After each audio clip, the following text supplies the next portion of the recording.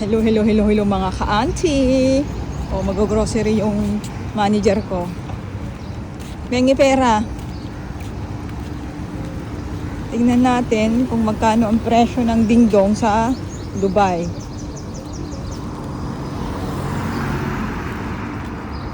Yan, kamot ulo siya.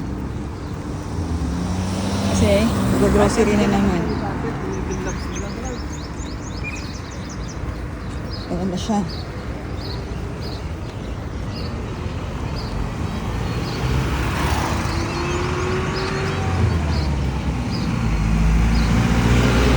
Saan ba tayo? Saan banda to? Discovery. Strawberry. Oh. Ito yung West Zone. Makakabili ka rito ng Philippine products. Oh. Ito siya. Okay, let's go inside.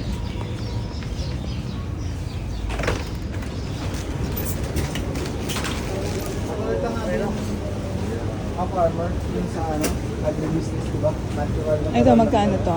Ang cheesecake sa Dubai is 8.95. Magkano yung sa peso?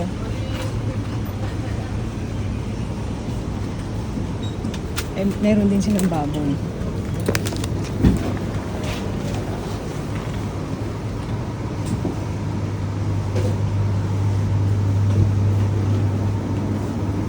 Ito yung fresh.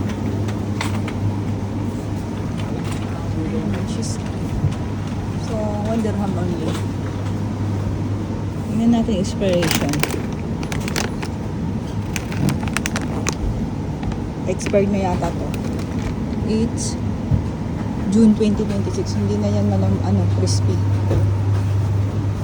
So, ito yung mga frozen food. Mga mahilig sa baboy. Magkano to?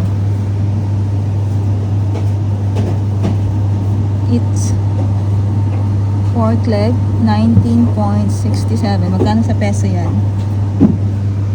Sa Dubai ito sa Dubai. Mag-comment kayo kung saang bansa kayo. So, kung magkano dyan ang pork cubes. Huwag kayo pumunta sa Dubai. Walang trabaho dito ngayon.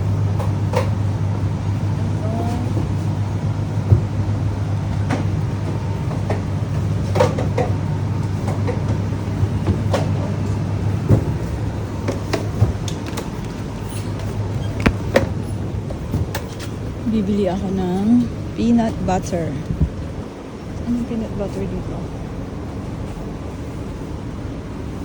So, may mga products ng Filipino food here. At saan yung peanut butter ko?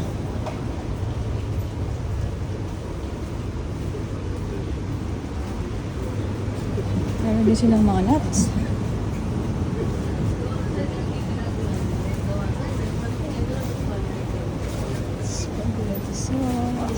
Ayun, yung peanut butter. So, ang sardinas dito is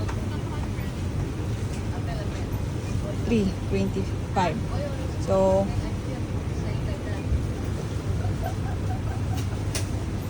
yun lang standing. So, bibili tayo ng Star Margarine. Tingnan natin yung expiration to November. So, November 2026 pa.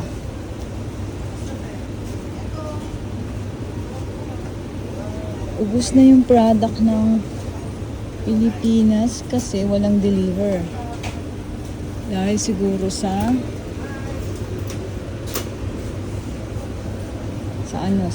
war. Habi, wala yung peanut butter. Alam mo, anong magandang i-vlog? Yung sa Karama. Sa mga gusto mo.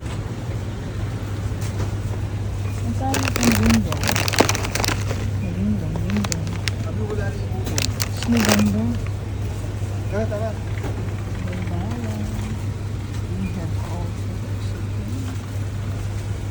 Bumili ka na ng baboy?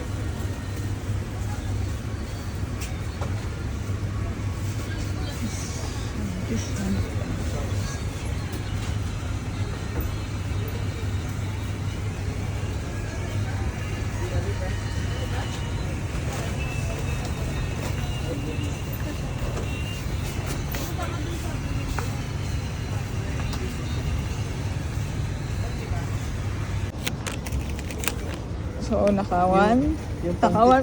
54. 54. Oh, itsura lang walang pera. yung immortal sa atin. Magkain na sa linggo. Kawawa naman tayo. Papagas pa tayo.